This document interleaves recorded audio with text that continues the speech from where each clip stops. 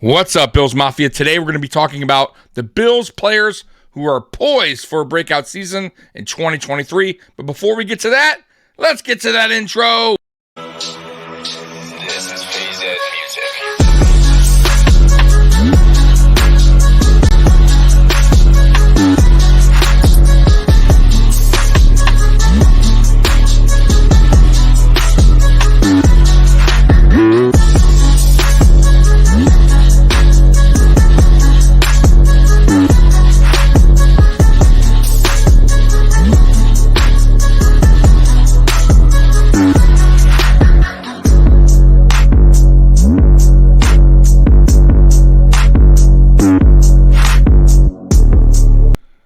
Welcome to the Mafia Sports Report. I am Tommy. Please like, subscribe, hit that notification bell because I always forget to tell you.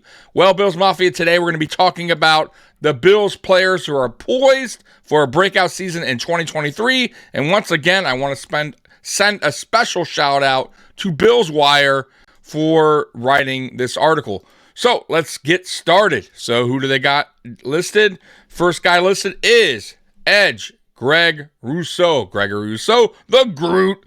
At only 23 years of age, Rousseau has shown a steady progression in performance in each of his first two seasons as a Bill.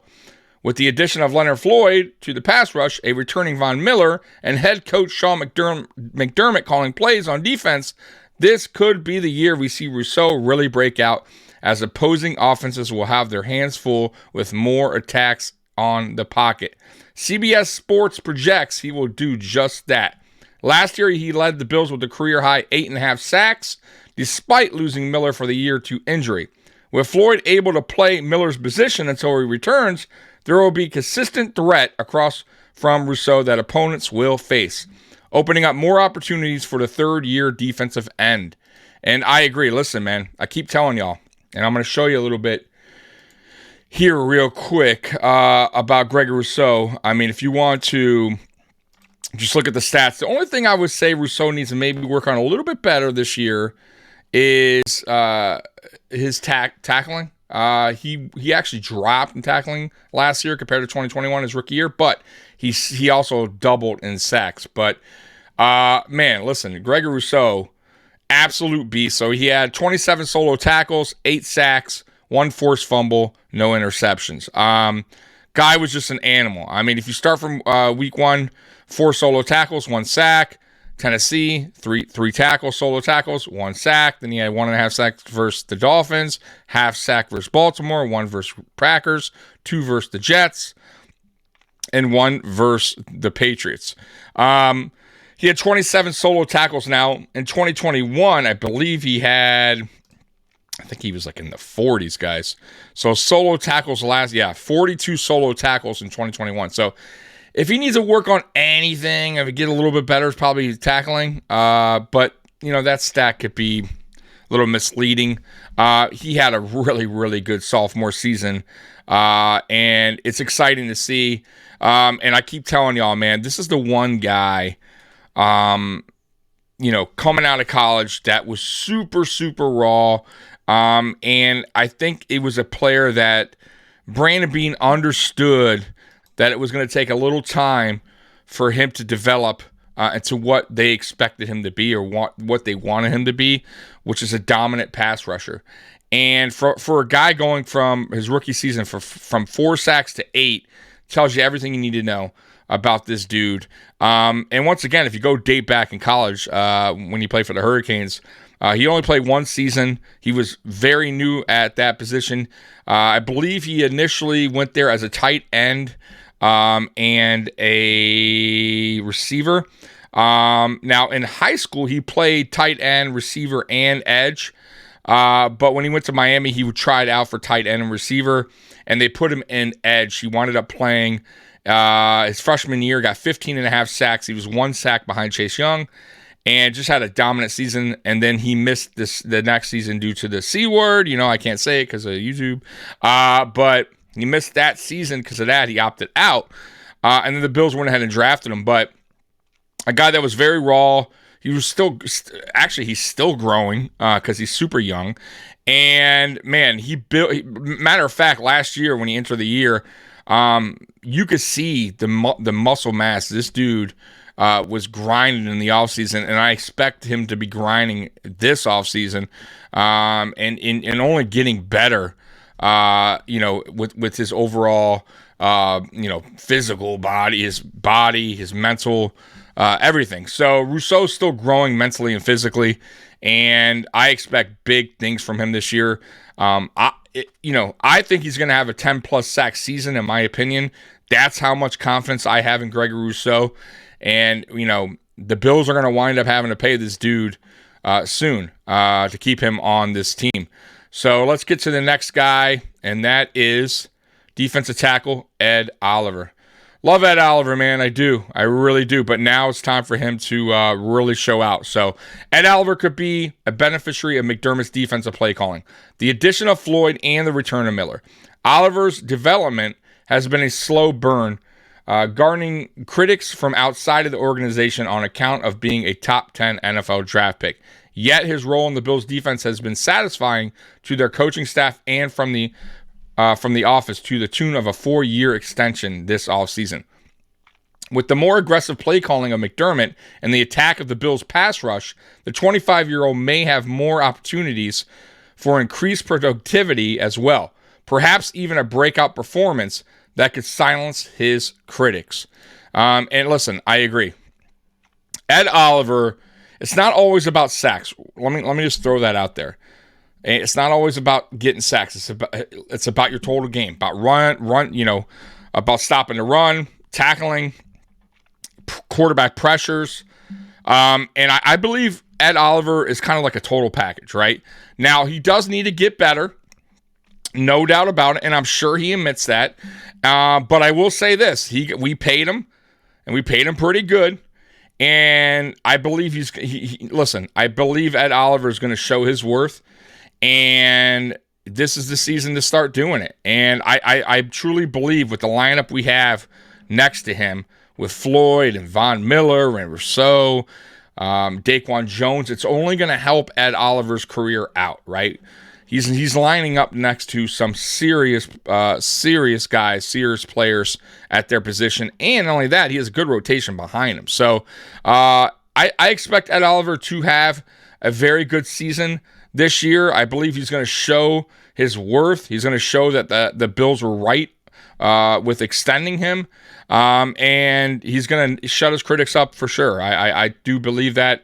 Now, has he been a top 10 player? No, I'll be real. No, he hasn't lived up to that top 10, but can he? Sure he can. And, I feel like Ed Oliver has gotten better each season. I don't think he's ever taken a step back.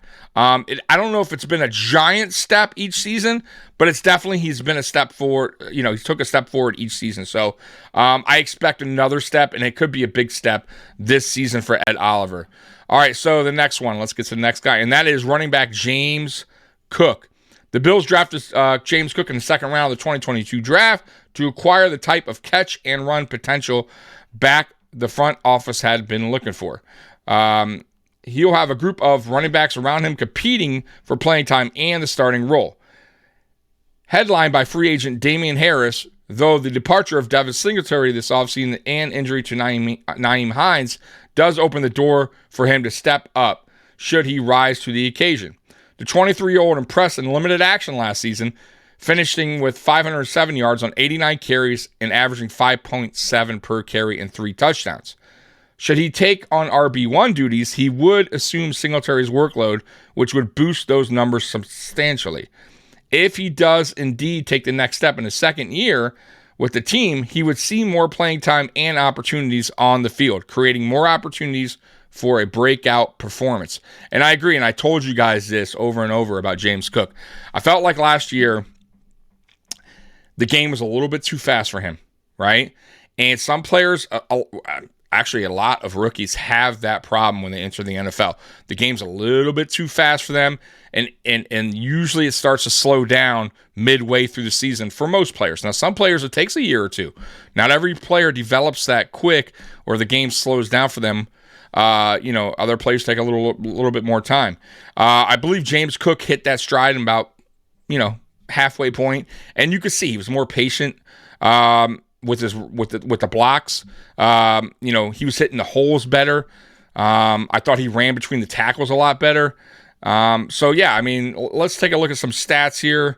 I'll throw the stats up from last year so you guys kind of see what he did last year. This way we are on the same page. So let's see what James Cook did last year. So James Cook last year, 89 carries, 507 yards, 2 touchdowns, the average 5.7. Now, his game log. So if you go back to week 1, not good. This is where he fumbled. I believe this is the first game he fumbled. So he had one carry, 2 yards. So it wasn't impressive, and I believe he did have the fumble in that game. I could be wrong. And then he played Tennessee. He actually had 11 carries there, 53 yards, 4.8 average. And this is where you can kind of see he was a little bit struggling here after this game. Miami, 1 carry, though he didn't get many opportunities, but 1 carry, 3 yards, 0 carries in Baltimore. I don't think he played that game, maybe hurt. And then Pittsburgh, 4 carries, 31 yards, 7.8. And then KC, 2 carries, 8 yards. Green Bay, 5 carries, 35 yards for 7. Jets, 4 carries, 15 for 3.8. Minnesota, 5 carries, 22 yards, 4.4. Cleveland, this is where he starts to start. In my opinion, this is it. This is the midway point. Cleveland, 11 carries, 86 yards, 7.8. Looking good. Detroit, 2 carries, 4 yards. I don't know what happened there. Then against the Patriots, they really, Ken Dorsey actually dialed it up for him here. 14 carries, 64 yards at 4.6. Versus the Jets, 4 carries, 6 yards. Dolphins, 5 carries, 34. Against the Bears, 11 carries, 99 yards, 9 average. And then the Patriots' final game, 9 carries, 45 yards, 5 average. So I will say this, and I really hope that Ken Dorsey this season tries to get the run game going in the offense a little bit more. Because when you see those stats, right, it's like, listen, for instance, against the Dolphins, 5 carries, 34 yards. The guy's averaging 6.8 a carry, and you only give him 5 opportunities. It's like, and listen, for all y'all that didn't like Devin Singletary or hated on him, these are the same kind of results Singletary got. Singletary didn't get many opportunities, and in some games he averaged very good per run, and we just decided not to use him. And it's been an ongoing thing. It's just not a Dorsey issue. This has been going on since Sean McDermott's been head coach. Brian Daboll did the same thing. Matter of fact, Brian Daboll was even worse with running the ball. But, yeah, if you look at these carries, it's like, even against the Patriots last game, 9 carries, 45 yards, averaging 5 yards. Why only 9 carries here? 5 carries versus the Dolphins. He's averaging 6.8, right? The Jets, why would you only give them 4 Now, obviously 1.5, not good. I know they got a defensive line, but you got to get these backs going. You can't just run them, give them these limited opportunities and expect them, to get going in a game. The running backs need reps. They need to carry the ball more than 4 times to get going. I'm just going back here in some of these games. Green Bay, 5 carries, 35 yards. The guy's averaging 7 yards a carry. Why would you only give him 5 opportunities when he's averaging 7 per run? Like, you got to run the ball more when your running back is averaging 7 yards per carry. Look at the Pittsburgh game. 4 carries, 31 yards, 7.8. Once again, why only 4 carries? This is something, and listen, I love Ken Dorsey. I do. I think he's going to be a really good OC and one day a good head coach in the NFL. But, Ken, you got to run the ball more. And I do understand the offensive line was terrible last season, and that also could be the case. But, if the guy is averaging 7 yards a carry, and the offensive line is probably doing a decent job right there. So you might want to give him more opportunities in those games. So hopefully this season with a better offensive line, and, if James Cook is cooking, he continues to have him run the ball. You do not need to have Josh Allen throw 50 times a game. It's fun. It's exciting. I love Josh Allen, right? But he doesn't need to be the whole entire offense. You have a young running back who, by the way, didn't get a lot of carries in Georgia. So the dude doesn't have a lot of tread on his tires, right? You can give him 200 carries this season. We haven't had, listen, by the way, Singletary had 198. That was the most he ever had while his time in Buffalo. Other than that, it was 168 a year, 150, 140. Like, your running back needs to go over 200 carries a season, right, to be productive. And I'm hoping this year James Cook gets over 200 carries. I really do. I really hope so, because if he does, he's going to be a 1,000-yard back. No doubt about it. Listen, Devin Singletary would have been a 1,000-yard back if he had over 200 carries. I'm telling you right now. But he didn't. He didn't get the opportunity, and the O-line sucked. So I understand. All right, so let's get to the next guy on this list. Cornerback, Kaiir Elam. All right. Like Cook on offense, Kaiir Elam impressed in limited action on defense in his first season with Buffalo. At 22 years old, entering his second year, the 2022 first-round pick will have a chance to compete for CB2 duties across from Trey White. Should he earn a starting role on more rotation play, he could have a breakout performance. Listen, man, I love Kaiir Elam. I loved him coming out of the draft. He's a physical corner. And that's one thing Frazier's not. It wasn't really, style of play for defense. He's more of a zone. Now McDermott, who comes in as defensive play caller, is way more aggressive, way more physical defensive play caller. And I think Kaiir Elam will benefit from Sean McDermott, just like Ed Oliver they mentioned earlier. So Kair's going to get his opportunities.